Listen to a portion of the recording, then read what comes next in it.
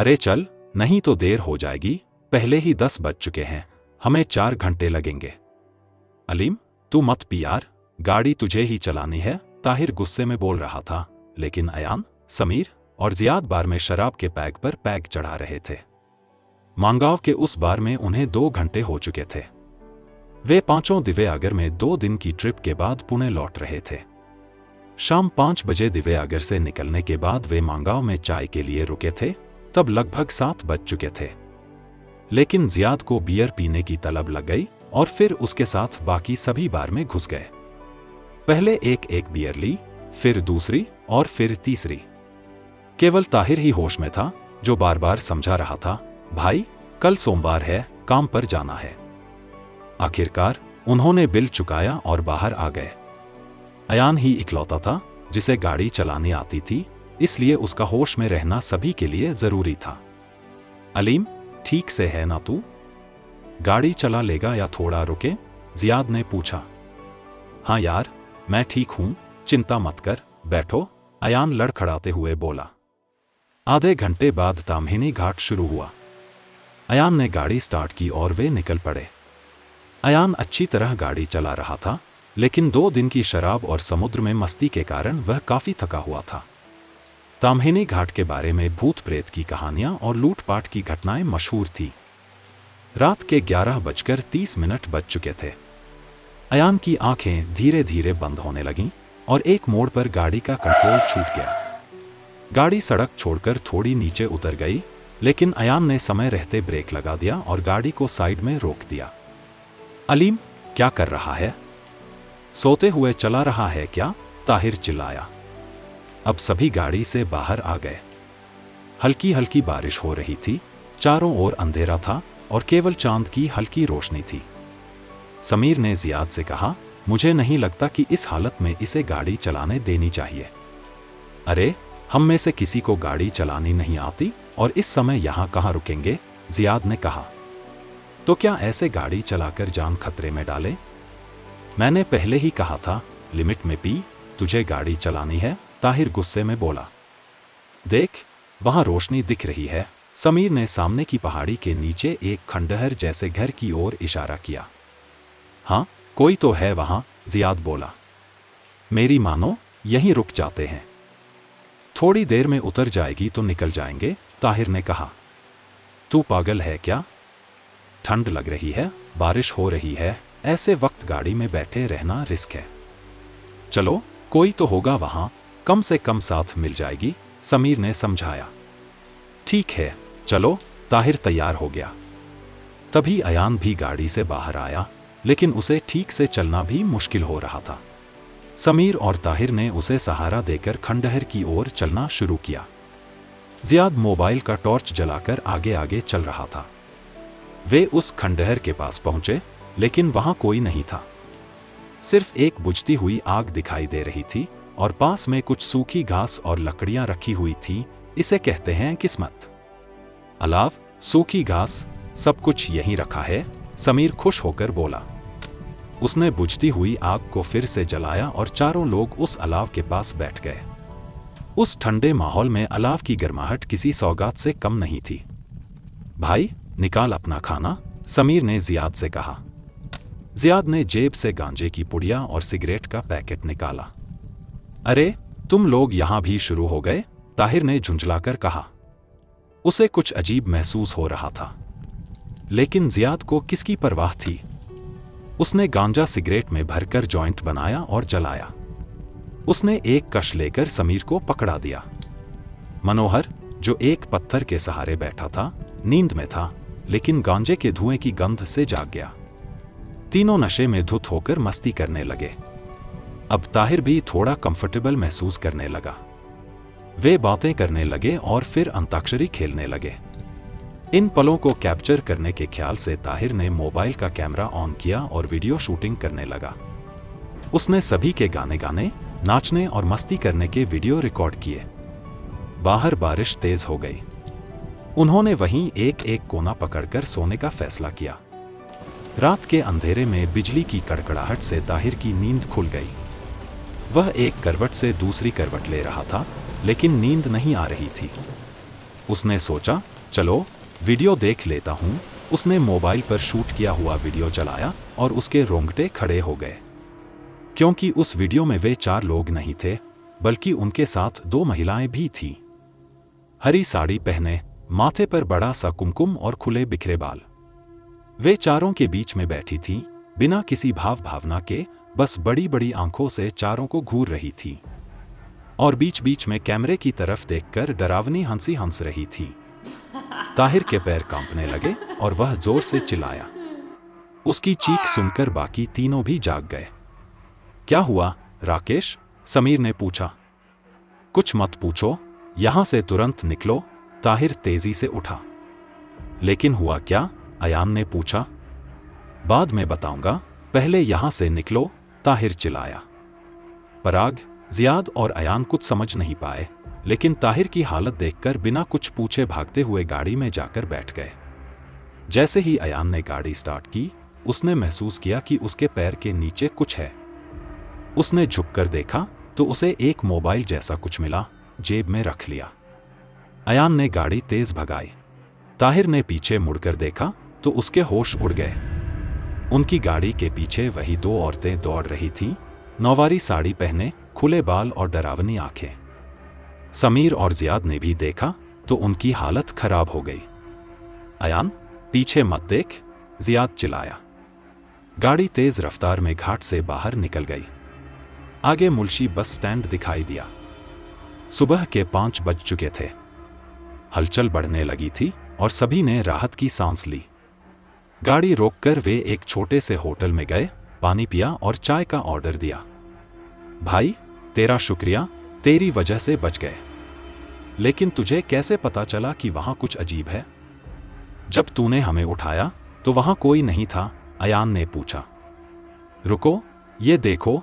ताहिर ने मोबाइल पर शूट किया हुआ वीडियो दिखाया।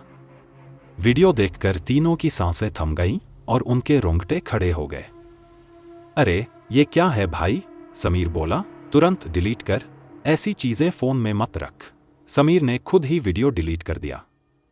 तभी अयान को वह मोबाइल याद आया जो उसे भागते समय मिला था। उसने जेब से मोबाइल निकाला और ऑन किया। गैलरी में एक वीडियो क्लिप थी। वह वीडियो उसी खंडहर घर का था। उसमें 2 लड़के और 2 लड़कियां अलाव के पास बैठकर बातें कर रहे थे। उनमें से एक लड़का वीडियो बना रहा था। अचानक, न जाने कहां से, वे 2 औरतें बिखरे बालों के साथ वहां आकर बैठ गईं और कुछ बड़बड़ाने लगीं। फिर जोर जोर से रोने लगीं। वीडियो में वह मंजर बेहद खौफनाक था, लेकिन उन चारों को कुछ भी नजर नहीं आ रहा था। तभी पीछे से एक आदमी प्रवेश करता है, जिसने काली पोशाक पहनी थी और गले में मानव अस्थियों की माला थी। उसके हाथ में एक बड़ा कुल्हाड़ा था।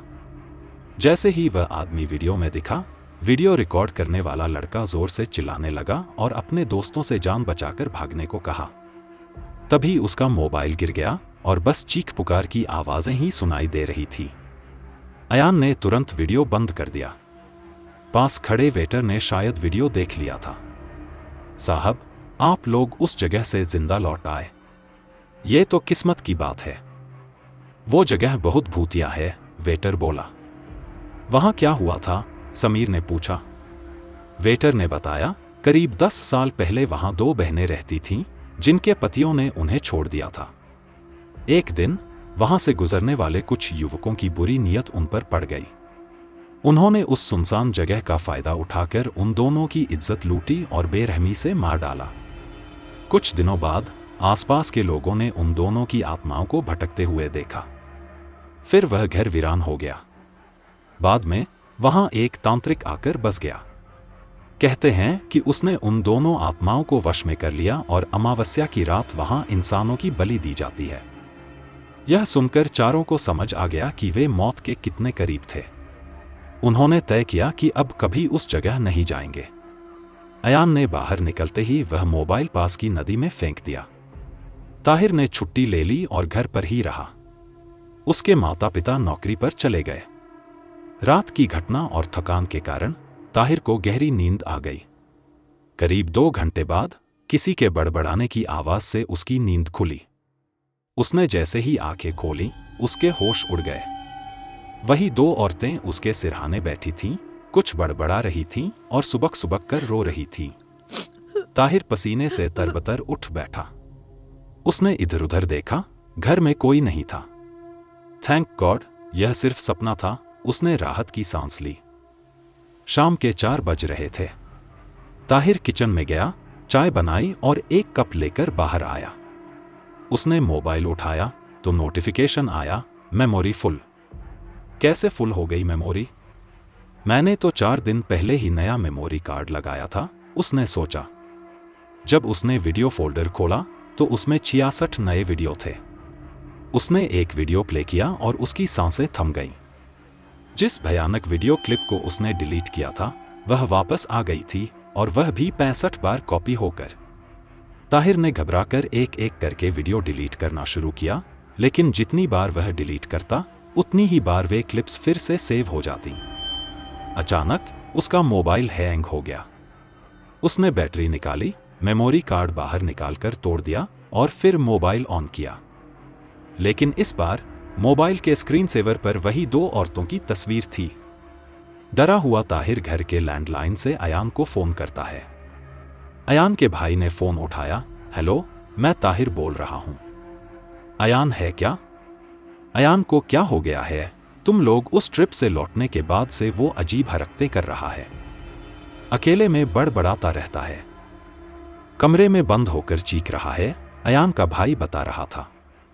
मैं तुरंत आता हूं, ताहिर ने कहा। ताहिर ने बिना एक पल गवाए बाइक निकाली और निकल पड़ा। अयान उसके घर के पास ही रहता था। 10 मिनट में पहुंच गया। भाई कहाँ है अयान? ताहिर ने पूछा। अयान का भाई रोते हुए बोला, अरे देख वह क्या कर रहा है, और खिड़की से अंदर देखने का इशारा किया। ताहिर ने खिड़की से देखा तो उसके रोंगटे खड़े हो गए। अयान ने अपने माथे पर मुट्ठी भर सिंदूर लगाया हुआ था और अकेले में हंस रहा था, जैसे किसी से बात कर रहा हो। तभी उसकी नजर खिड़की से झांकते ताहिर पर पड़ी और वह चीखते हुए खिड़की की ओर दौड़ा। ताहिर डर के मारे पीछे हट गया। अयान गला घोंटने की कोशिश करने लगा। ताहिर और अयान का भाई रमेश बाहर आ गए। अरे, ये मन्या को क्या हो गया है? तुम लोग कहां गए थे? वहां कुछ हुआ था क्या? रमेश ने पूछा। ताहिर ने रमेश को सारी बात बताई। तभी अयान की मां अंदर से चीखते हुए बाहर आई। ताहिर और रमेश दौड़कर खिड़की के पास गए और जो देखा उससे उनके होश उड़ गए। अयान पंखे से उल्टा लटका हुआ जोर जोर से चीख रहा था। अरे, इसे किसी ने जकड़ लिया है। तुम किसी बाबा को बुला लाओ, नहीं तो मेरा बेटा नहीं बचेगा, अयान की मां रोते हुए बोली। रमेश ने हामी भरी और कहा, चलो रास्ता पेट के बाबा के पास, वे बड़े पहुंचे हुए हैं। ताहिर ने कहा, पहले मेरे घर चलो, मोबाइल ले लूं, बाबा को वीडियो दिखाना पड़ेगा। ताहिर ने घर का दरवाजा खोला और मोबाइल लेने बेडरूम में गया। जैसे ही उसने मोबाइल उठाया और पीछे मुड़ा, उसके होश उड़ गए। शोकेस के ऊपर 2 औरतें बैठी थीं, खुले बालों के कारण उनके चेहरे नहीं दिख रहे थे। वे बड़बड़ा रही थीं और कभी कभी जानवरों की तरह गुर्रा रही थीं। ताहिर चीखते हुए बाहर भागा, रमेश जल्दी चल, जल्दी, बाबा के पास जाना जरूरी है, इससे पहले कि सब हाथ से निकल जाए। रमेश बाइक चला रहा था। बाबा के पास पहुंचे, लेकिन दुर्भाग्य से वे बाहर गए हुए थे। उनके शिष्य ने फोन मिलाया और रमेश को फोन दे दिया। रमेश ने बाबा को सारी बात बताई। बाबा बोले, रमेश, स्थिति बहुत गंभीर है, मैं सुबह पुणे पहुंचूंगा, तब देखूंगा। फिलहाल अयान को कमरे में बंद करके रखो, किसी भी हालत में दरवाजा मत खोलना, और सबसे महत्वपूर्ण बात, उस वीडियो क्लिप को कोई मत देखो, लेकिन मोबाइल को अपने पास रखो। जो कुछ भी हुआ है वह उसी वीडियो और मोबाइल की वजह से हुआ है। रमेश ने हामी भरी और फोन रख दिया। अगला 24 घंटा बहुत कठिन लग रहा था। तभी ताहिर का फोन बजा। अरे ताहिर बेटा, जियाद तुम्हारे साथ है क्या? सामने से जियाद की मां रोते हुए बोली। नहीं काकू, क्यों? क्या हुआ? ताहिर ने पूछा। तुम लोग ट्रिप से लौटे हो तभी से वह अजीब बर्ताव कर रहा था, फिर सो गया। मैं बाहर गई थी, अब लौटकर देखा तो वह घर पर नहीं है। जियाद की मां ने कहा, काकू आप मत घबराइए, मैं उसे ढूंढता हूं। ताहिर ने ढांढस बंधाया। रमेश ने अंदाजा लगाया, पता है वह कहां गया होगा, वहीं जहां यह सब हुआ था। ताहिर ने समीर को कॉल किया। समीर, कहां है तू? ठीक तो है ना? इधर मन्या पर भूत सवार है, पागलों जैसा कर रहा है और जियाद घर से गायब है। मैं ठीक हूं, लेकिन समीर बात करते करते रुक गया। लेकिन क्या? ताहिर ने पूछा।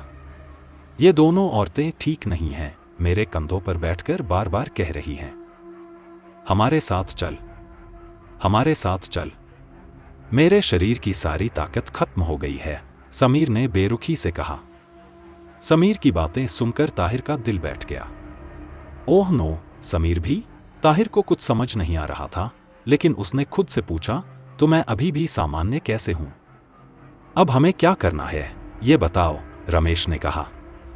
जियाद को ढूंढते हैं और उसे घर छोड़ देते हैं। वे बाइक से जियाद के घर पहुंचे। दरवाजे पर उसकी मां खड़ी थी, जिसके चेहरे पर डर और चिंता साफ झलक रही थी। काकू, जियाद आया क्या? ताहिर ने पूछा। हां, आया तो है, लेकिन वह बोलते बोलते रुक गई और अंदर की ओर इशारा किया। आगे का दृश्य किसी का भी दिल दहला सकता था। एक नौवारी साड़ी पहने औरत उल्टी बैठी कुछ खा रही थी। ये कौन है? ताहिर ने पूछा। उस आवाज को सुनकर वह औरत धीरे धीरे मुड़ी। वह कोई औरत नहीं, बल्कि जियाद था, जिसने अभी अभी एक मुर्गे को कच्चा खा लिया था। उसके मुंह पर खून लगा हुआ था और आंखें लाल हो गई थीं। ताहिर यह नजारा देख नहीं सका। उसने दरवाजा बंद कर दिया और जियाद की मां से पूछा, यह सब क्या है? आपने कहा था कि वह बाहर गया था। हां बेटा, वह बाहर से अभी आया। उसके हाथ में एक थैली थी। उसने बेडरूम का दरवाजा बंद कर लिया और जब बाहर आया तो इस हालत में था, हाथ में मरा हुआ मुर्गा।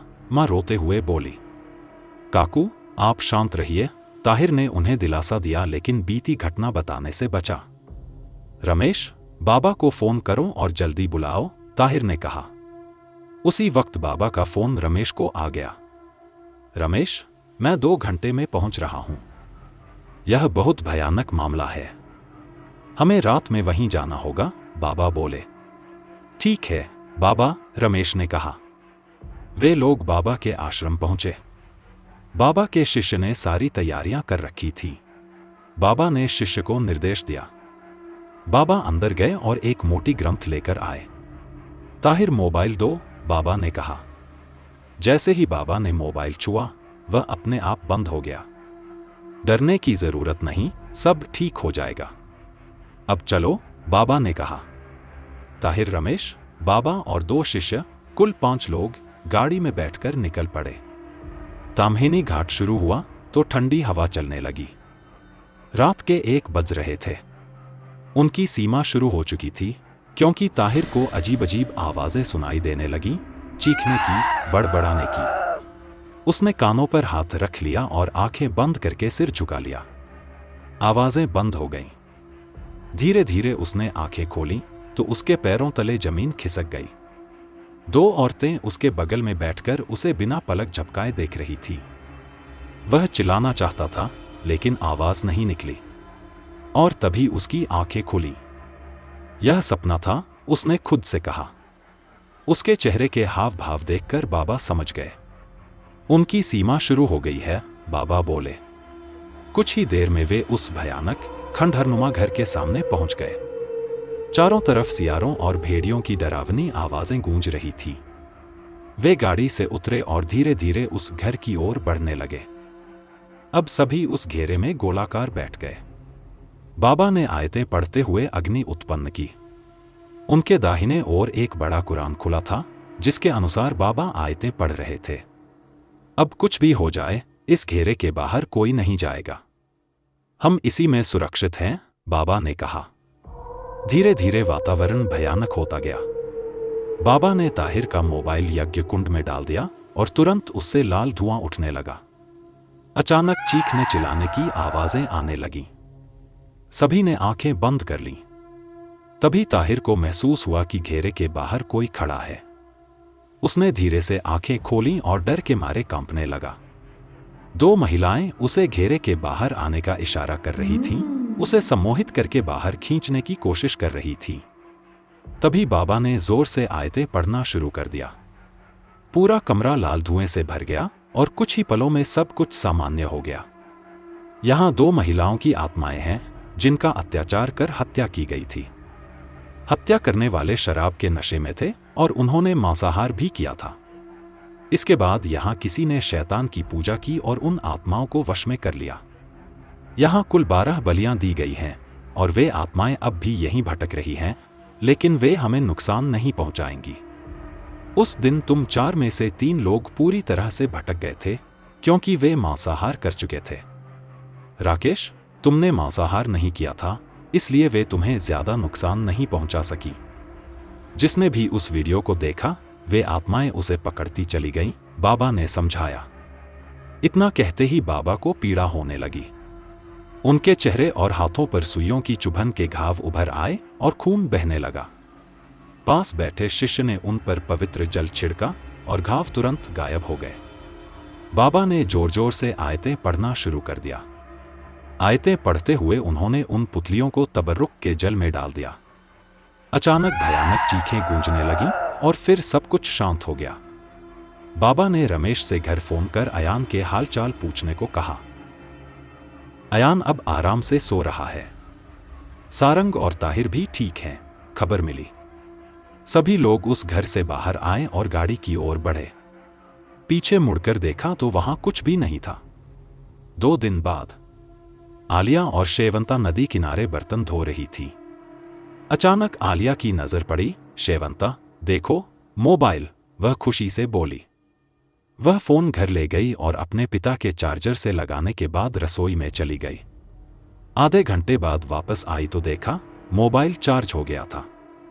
उसने फोन ऑन किया, तभी उसे चूल्हे पर रखा दूध याद आया और वह जल्दी से गैस बंद करने भागी। वापस लौटी तो सामने 2 महिलाएं नौवारी साड़ी में खुले बालों के साथ बैठी थी। उनके साथ 2 युवक और 2 युवतियां भी बैठे थे। दोनों युवतियों की गर्दन कटी हुई थी और उनके शरीर से खून टपक रहा था। युवकों के सीने से भी खून बह रहा था। समाप्त।